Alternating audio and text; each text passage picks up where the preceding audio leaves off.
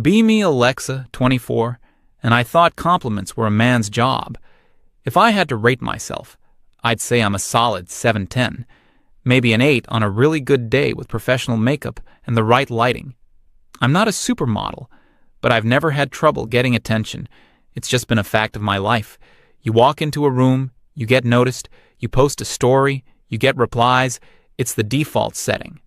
Because of this, I developed a certain worldview. It wasn't malicious. It was just observational. I saw the world as being divided in a very simple way. There are men and there are women. Women are the ones who receive. We receive compliments, attention, drinks at the bar, doors being held open. We are the ones to be appreciated. Men are the ones who give. They provide, they pursue, they praise. Their role is to put in the effort. It seemed like a natural law, like gravity. My friends and I would talk about it all the time. We'd sit around, scrolling through our phones, sharing screenshots of DMs from guys. Look at this one. He said I have a smile that could end wars. We'd laugh. It was so over the top. This guy told me I was the most intelligent woman he'd ever met after I explained the plot of a movie to him. More laughter. Compliments were like currency, and we were swimming in it. They were so common they became background noise. A guy telling you you're beautiful is the same as a cashier telling you to have a nice day. You barely even register it. On the flip side, I never once thought about complimenting a guy. Why would I? It would be like complimenting a hammer for being good at hitting nails. That's its job. Men were functional. They were supposed to be strong, stoic, capable. Their value was in what they did, not in how they looked or how nice their laugh was. Praising a man for his appearance felt weird, almost like I was doing his job for him. It would upset the natural balance of things. My perception of the average guy was that he was just a dude, a bit rough around the edges, probably thinking about sports or cars, not needing or wanting emotional validation from a woman. They were simple creatures in my mind. They wanted respect for their achievements, sure, but not for something as frivolous as their smile. This entire belief system was my operating software for years. It ran in the background of every interaction I had. Then, a few months ago, I was having coffee with a small group of friends. It was a mixed group, which was rare. Usually it was just my girlfriends, but this time, a male acquaintance was there. He's not a bad guy, just average. Not particularly handsome, not rich, not charismatic. He was just a background character in my life. The conversation somehow drifted to dating, as it always does. One of my friends was complaining about a guy who wasn't putting in enough effort. He hasn't complimented my new haircut in 2 days, she said, and we all nodded in sympathy. A cardinal sin. I chimed in with my usual philosophy. I said something like, it's literally their most basic function, to notice and appreciate. It's the bare minimum. I expected the guy in our group to just nod along or stay quiet. That's what they usually do. But he didn't. He looked at me, not in an angry way, but with a kind of tired curiosity. He asked me, when was the last time you complimented a guy? I just stared at him. The question was so absurd. I don't do that, I said, as if he'd asked when I last tried to build a rocket ship in my backyard. He pressed the issue. He wanted to know why not. So I explained my whole worldview. The giver-receiver dynamic, the hammer and the nail. I told him men don't need it. They get their validation from succeeding at work or winning a game. They're not wired for that kind of stuff.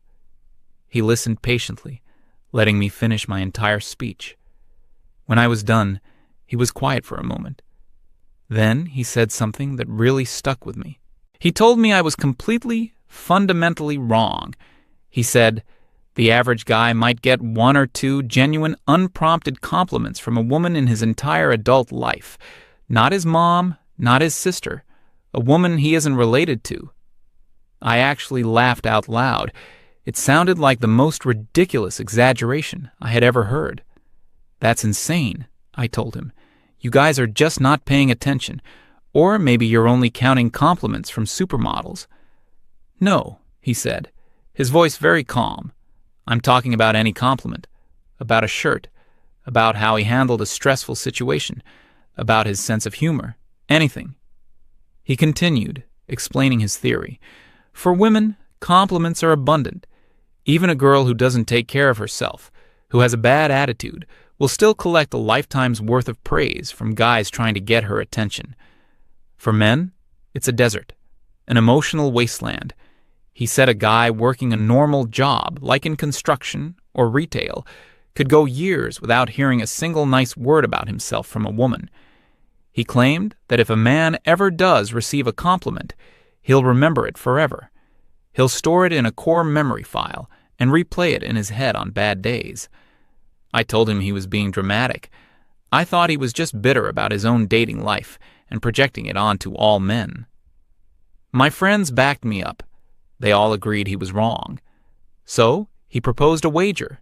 He said, "I'll bet you the cost of a dinner at that expensive steakhouse you love that you can't prove your own theory." The challenge was simple. I had to go out and give a simple, genuine compliment to 10 random men. The compliments couldn't be overly flirty, just simple human observations. "That's a nice color on you," or "You have a kind smile." My prediction was that they would either A, barely notice, B, assume I was hitting on them and get weird, or C, just grunt and move on. His prediction was that their reactions would surprise me. I accepted immediately. It was the easiest bet I would ever win. Free steak dinner, here I come. I was so confident. I pictured myself recounting the story to him, laughing about how predictable and emotionally blunt men were. The next day, I started my experiment. It felt silly, almost like I was conducting a nature documentary. I was on my way to the gym, and I passed a small construction site. There was a group of guys on their break, sitting on a low brick wall, eating their lunch. I scanned the group, looking for my first subject. My eyes landed on one of them. He was maybe in his mid-20s, a bit on the chubby side, with a tired look on his face. He was laughing at something one of his friends said. When he laughed, his whole face lit up. It was a genuine, happy smile. Perfect, I thought. My compliment would be, "You have a nice smile." Simple, inoffensive. My internal monologue was running wild. He's a construction worker, a manly man. He's probably going to think I'm crazy or just give me a weird look. I took a deep breath and walked over. I felt a bit awkward, like I was breaking some unspoken social rule, which, according to my own rules, I was. I approached him, making sure to keep a neutral, friendly expression. "Excuse me," I said, and he looked up, surprised. His friends went quiet. "Yeah?" he asked, a bit of suspicion in his voice. "Sorry to bother you. I was just walking by and I noticed you have a really kind smile." The words came out, and I just stood there, waiting for the indifferent reaction I was so sure would come. It did not. First, there was a complete system freeze. He just stared at me. His mouth was slightly open. The sandwich in his hand paused halfway to his mouth. He blinked a few times, as if he was trying to process a language he didn't understand. His friends were looking back and forth between us, equally confused. Then he glanced at his friends, as if to ask, "Is she talking to me?" He looked back at me. "Me?" he said, his voice barely a whisper. "Yes, you," I confirmed, trying to keep my voice steady. A slow wave of color started to creep up his neck. It spread to his cheeks, then to the tips of his ears. He was blushing, deeply. I had never seen a grown man blush like that before. He ducked his head, looking down at the ground, and a shy, awkward smile appeared on his face. It was completely different from the big, open laugh I had seen moments before. "Oh," he mumbled. "Wow. Thanks." He looked up at me again for just a second, and the gratitude in his eyes was so intense it was almost shocking. "No one's ever said that to me before," he said, still looking mostly at his boots. I just nodded, said, "Have a good day," and walked away as quickly as I could without it being weird. As I walked away, I could hear his friends starting to talk in low voices, probably teasing him, but it wasn't the kind of mocking teasing I expected. My heart was beating way too fast.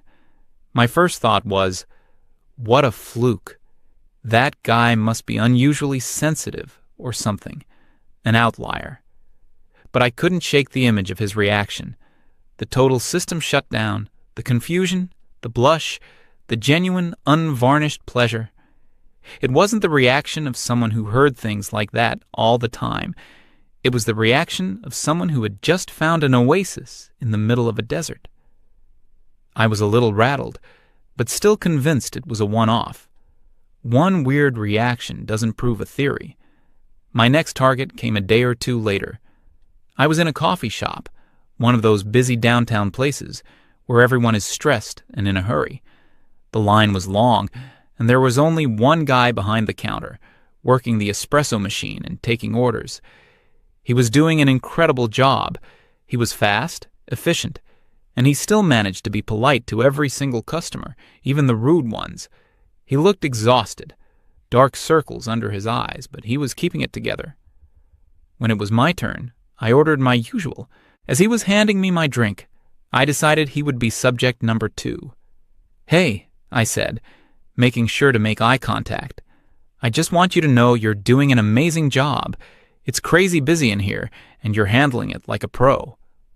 This time, the reaction was different, but just as powerful. He stopped what he was doing. The corporate customer service smile dropped from his face. It was replaced by a look of genuine surprise. His posture changed. He stood up a little straighter. A real smile broke through his exhaustion. It reached his eyes. "Thank you," he said, and his voice was full of so much relief. "That really means a lot. It's been a rough morning." For the rest of the time I was in the coffee shop, working on my laptop, I noticed a change in him. He seemed to have a new spring in his step. He was still busy, but he wasn't just a robot anymore. He was smiling more, joking with customers.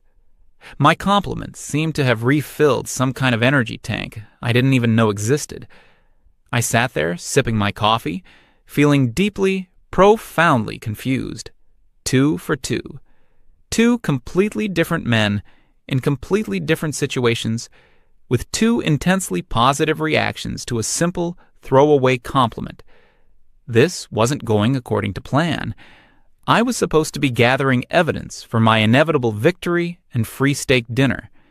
Instead, I was gathering evidence that was systematically dismantling a core pillar of my belief system.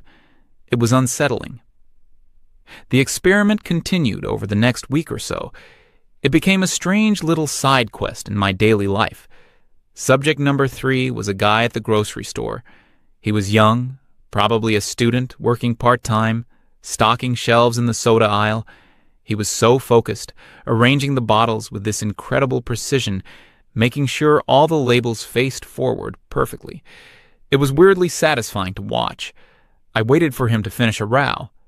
"That's some impressive attention to detail," I said. "It looks great." Same pattern. The pause, the look of disbelief, the quick check to see if I was talking to someone behind him. Then, the small, pleased smile. "Oh, thanks. I just like to do it right," he said, and he seemed to stand a little taller as he went back to his work. It was like I was wielding some kind of superpower I never knew I had, a superpower that consisted of just being a decent human being. The 4th was a guy at a bookstore. He helped me find a book in a really obscure section. He didn't just point, he walked me right to it. I thanked him and then added, "You're seriously good at your job. Thank you for being so helpful." He beamed, a full-on 1,000-watt smile. He told me I'd made his day. His day. I had made his day by stating a simple, observable fact. It was starting to feel less like an experiment to win a bet and more like a series of revelations that were making me question everything. My mental image of men as these stoic, unfeeling monoliths was cracking at the seams. They weren't monoliths. They were just people. People who were walking through a world that apparently never gave them a single word of affirmation. The contrast with my own life was stark. I thought about all the compliments I'd received that week. From the guy at the gym about my form, from a coworker about a presentation, from a stranger on the street who liked my jacket. I had taken them all for granted. They were just part of the daily static. But for these men, a single one of those comments was a landmark event. It was around this time that the arrogance I had felt at the beginning of the bet started to curdle into something else. It was a mix of shame and a strange kind of sadness. I had been walking through the world, seeing half the population as NPCs, as service providers, as beings whose inner lives were of no consequence to me. I had judged them for not providing a service, compliments, that I had never, not once, considered offering myself. The hypocrisy was staggering, and I was only just beginning to see the scale of it. But the bet wasn't over. I still had 6 more men to go. I decided to see it through to the end. I had to know how deep this went. I was no longer trying to win. I was just trying to understand. The 5th encounter happened a couple of days later. I was in the park, just reading a book on a bench. A guy walked by with a golden retriever. The dog was incredibly well behaved, walking right by his side without a leash, looking up at him every few seconds. It was clear they had a great bond. When they passed in front of my bench, I couldn't help but smile. "Your dog is amazing," I said.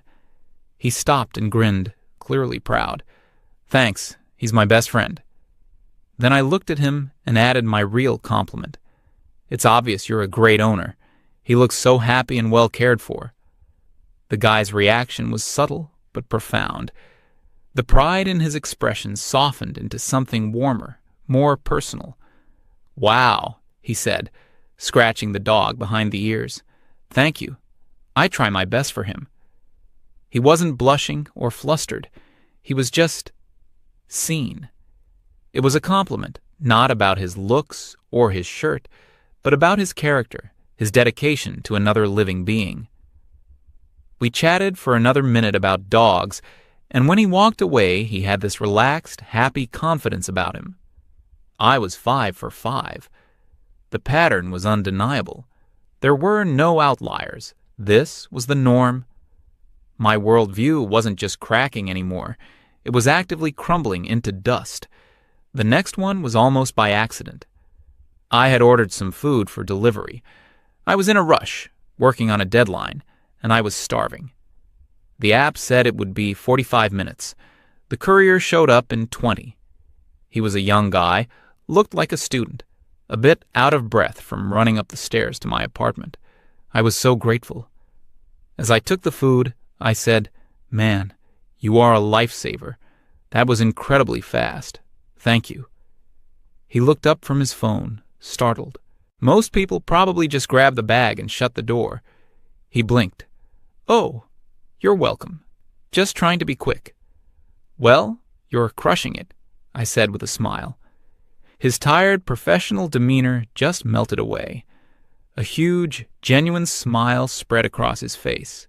"Thanks," he said, and it sounded like I'd just given him a massive tip. "Have a great night." He practically skipped down the hallway. I closed the door and leaned against it. 6 for 6. I was starting to feel this weird sense of responsibility, like I'd been given a secret key to a locked room, and I was finally seeing what was inside. And what was inside was this vast, cavernous emptiness. A space that was supposed to be filled with affirmation and was just empty. The 7th encounter was the one that broke me. It was a Thursday night, I think. I was out with a couple of friends at a quiet bar, the kind of place with dark wood and low music. We were just chatting, having a drink. I noticed a guy sitting by himself at the bar. He wasn't trying to talk to anyone. wasn't staring at women. He was just nursing a beer and looking at something on his phone. He seemed completely content to be in his own world. At one point, he watched a video on his phone, and he let out this quiet, genuine laugh. It wasn't loud or obnoxious, just a really warm, happy sound. I don't know why, but I felt compelled to say something. My friends were in the middle of a conversation that didn't involve me, so I had a moment. I got up, walked over to the bar as if I was going to order another drink, and paused next to him. He glanced up. "Sorry to interrupt," I said quietly. "I was sitting over there and I heard you laugh. You have a really great laugh." I was prepared for the usual pattern: the surprise, the confusion, the blush, the thank you. I was not prepared for what actually happened. He looked at me with absolutely no expression on his face for about 5 long seconds.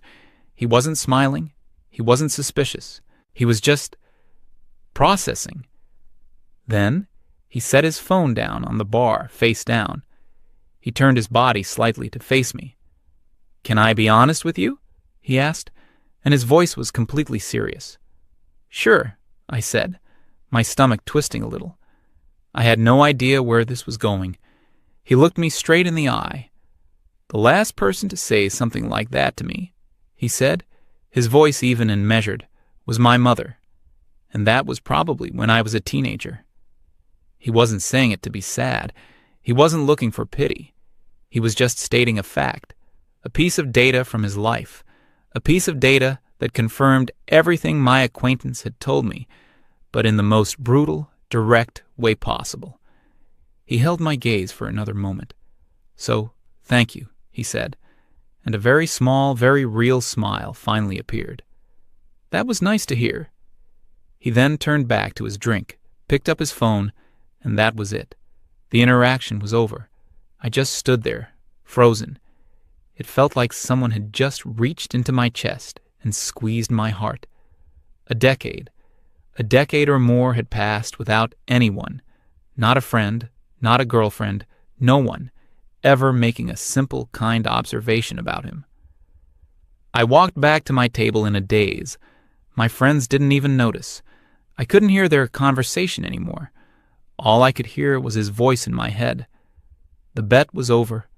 I had lost so completely, so utterly, that it wasn't even funny. I did the last 3 compliments over the next few days, but my heart wasn't in it in the same way. It wasn't an experiment now. It felt like a duty. An older gentleman in a really sharp suit. "You look incredibly dapper today." He stood up straighter and gave me a courtly nod. "Why, thank you, young lady." A young guy who worked at the movie theater, who was patiently explaining ticket prices to an angry customer. "You handled that with a lot of class." He looked shocked, then relieved. "Thanks. I try." A man who was helping his elderly father out of a car. It's a beautiful thing to see how you care for your dad. He looked at me with watery eyes and just nodded, unable to speak. 10 for 10. A perfect, unbroken streak of men who were starving for a single drop of positive affirmation. That night, I went home and I sat on my couch in the dark. I thought about my life. I thought about the endless stream of validation I had received since I was a teenager. "You're so pretty. You're so smart. You're so funny." It was a constant flow, so constant that I had built dams to block it out, to treat it as meaningless spam. I had become so overfed that I couldn't even taste the food anymore. And all that time, an entire half of the population was living in a famine. They were expected to be the farmers, to till the soil, to grow the crops, to harvest them, and to serve them to us on a silver platter. But no one ever thought to save a plate for them. I finally understood. The manly stoicism I had always seen wasn't a natural state. It was a coping mechanism.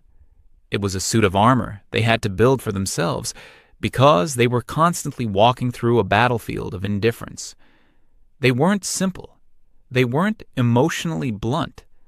They were just unsupported. My whole men are like hammers theory was the most ignorant, arrogant thing I had ever believed. A hammer doesn't get lonely. A hammer doesn't have bad days. A hammer doesn't wonder if it's good enough. I pulled out my phone and found my conversation with my acquaintance. I typed out a short message. "You were right. You win the bet. Let me know when you want to go for that steak dinner. My treat." A reply came back almost instantly. "I know." That was all he said. No, I told you so. No gloating. He didn't need to. We both understood. I don't know if this story has a grand moral. It's just what happened. But it changed me. I don't see men the same way anymore. When I walk down the street now, I don't see a landscape of potential suitors or providers or background NPCs. I see individuals. I see the tired-looking guy on the bus, the cheerful cashier at the hardware store, the young father struggling with a stroller, and I see the armor they're all wearing. I now realize that a compliment from a woman to a man isn't just a compliment. It's a signal. It's a message that says, "I see you. Not your function, not your wallet, not what you can do for me. I see you, the human being." And a message like that, in a world that is silent, is worth more than I could have ever imagined. I lost the bet, but I think I gained something much more valuable.